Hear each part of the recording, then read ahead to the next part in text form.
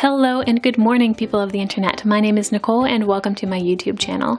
This channel is all about planning, arts and crafts, staying organized, DIYs, tutorials, interior design, and anything else that's happening in my life right now.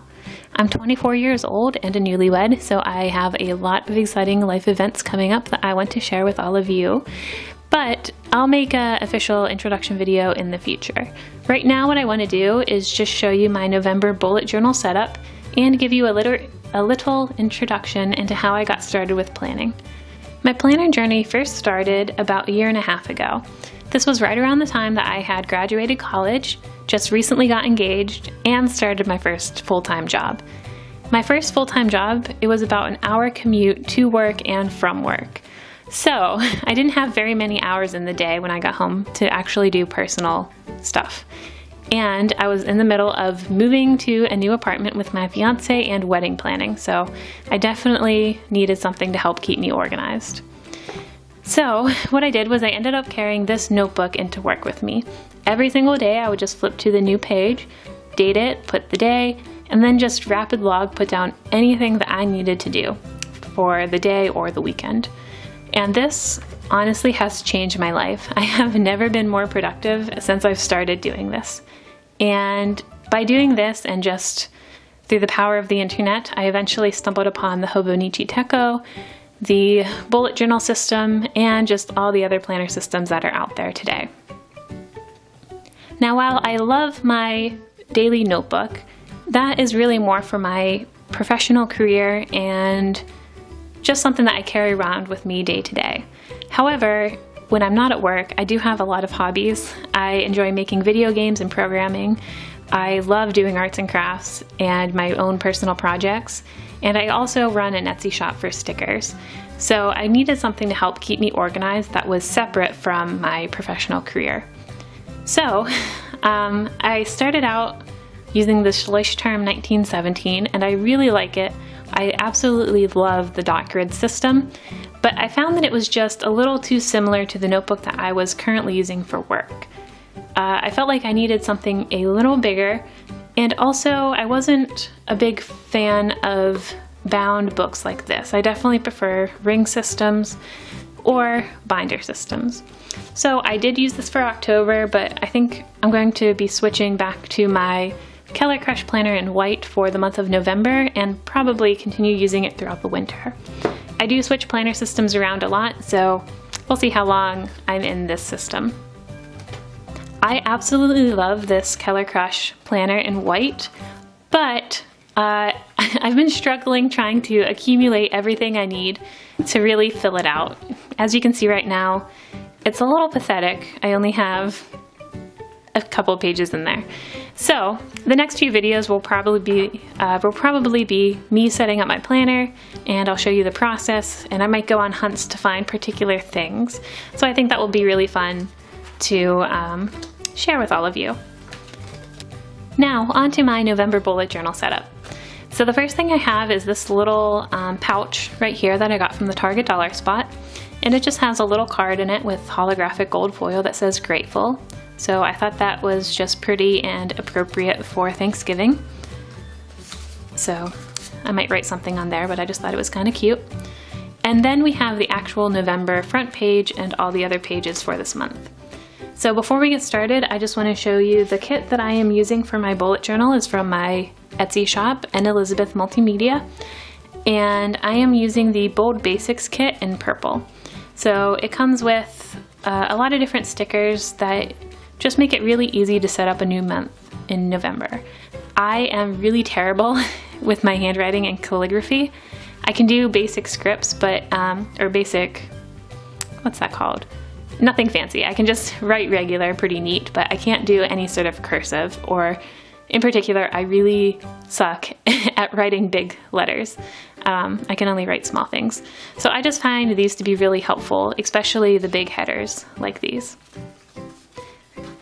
So in November, I just put the Hello November sticker on the front, and I drew this really pretty leaf pattern with some flowers around the edges of the page. I also have a sticker here that says 2016 and a little quote. the quote says, "The days are getting colder, have a warm heart," which I thought was really cute and appropriate. Okay, so on the next page is where we have the real meat of the month, I guess you could call it. Up here at the top we have the index, and of course I just have my standard index listed out, the page number and the description of the page. And I put my key on the same page as the index just because I never really fill up my index, and I don't really need a whole page for this little key. So in the key, I'm actually doing a different system this month. I have gotten into the horrible habit of over-scheduling myself. So when I'm at work, or if I'm just in general writing down lists that I need to do, I will literally write down like a whole month's worth of goals because my mind just gets going and doesn't stop. And then I find myself no better off planned because I have this huge list of things that I could never actually accomplish in one night. And when you can only check 1 or 2 things off of your list of like 10 or 20 things, you never actually feel like you're being that productive, which is not a good mindset to get into. So what I'm doing this month to remedy that is I'm going to try to really stick to my key. And my method that I'm using this month is I'm going to do, let me hold this up so you can see actually. Okay, so my key this month, let's see if it focuses. Okay, I'm going to use one little mark if it's about 10 minutes long. If it's 30 minutes to an hour, I'm going to use 2 little dashes. And if it's greater than an hour, or will take a long time, I'm going to use 3 dashes. So hopefully by doing this, I'm going to be able to think about how much time tasks are going to take, and maybe I can figure out how many little dashes I can typically accomplish in a night, and that will give me some sort of baseline to figure out, not so that I can't overschedule myself. I'll be actively aware of, I only have 10 dashes, how do I want to spend them? On the next page, I have my at a glance. And this page I like to use mostly for the monthly focus, which I'll get into in a minute. But I also like to use it just to keep everything that's important to me on one page. I find that my mind really works best when I can see all of the information in front of me at once. So I have a little monthly calendar here, and I just put some little lines next to each week so that I can maybe put down a weekly focus or any sort of important reflection for that given week. Above that, I have my monthly focus, and this is really the heart and soul of my personal planner. The monthly focus is just when I pick 3 different topics that I want to focus on for this month. So this month I chose I want to be more involved and active in the planner community. That's why I'm starting my YouTube channel. It's something that I've been meaning to do for a long time but haven't really gotten around to it. My other monthly focus is to program and develop and make progress on my collections-based website game. So I am a software developer and I love making games, and I've been working on this one for a while, but there's so many different things going on in my life, I just haven't been able to work on it for a while. So definitely want to focus on that this month. And the last topic this month is to promote my business and my brand. I do have a blog, and I'm starting my YouTube channel, and I have my Etsy shop, and of course I'm working on my games. So I really want to focus on getting the word out there. So those are my 3 monthly focus items. And at the top, I just have a book I want to read, which I put down Allegiant, which is in the Divergent series. And then I just have some blank area up here to mark down any special events that might pop up during the month that I want to keep track of. Flipping over to the next page, we have the Future Log and Habit Tracker. These are both pretty standard to what most people do. The future log, I did decide that instead of marking down the different months, I needed something a little less structured, I guess you could call it. So the first section I have is December. So this is definitely anything that is very high priority that I want to accomplish in December, standard to any other future log when you plan ahead.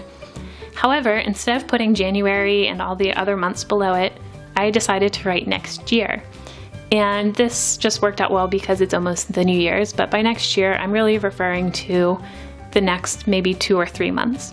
So these are low priority items that I will want to schedule in the future, but maybe not, they're not that necessary to accomplish right now. And the final little section, I just have notes and ideas, which are low priority. I definitely tend to write down lots and lots of different things I want to do, and this will just give me a space to write without feeling the pressure of actually needing to schedule them in the near future or next month, but things that I still definitely want to schedule at some point in the future. The next page is the habit tracker, which, like I said, was pretty standard. I just, once again, drew those little leaf patterns around the edges, used the habit tracker sticker at the top, wrote a little quote that says, "Keep on doing what you're doing," and then I have just my little habits and the numbers 1 through 30. And then at the bottom I just put a little achievement sticker to write down anything that was noteworthy this month that I achieved in my habits.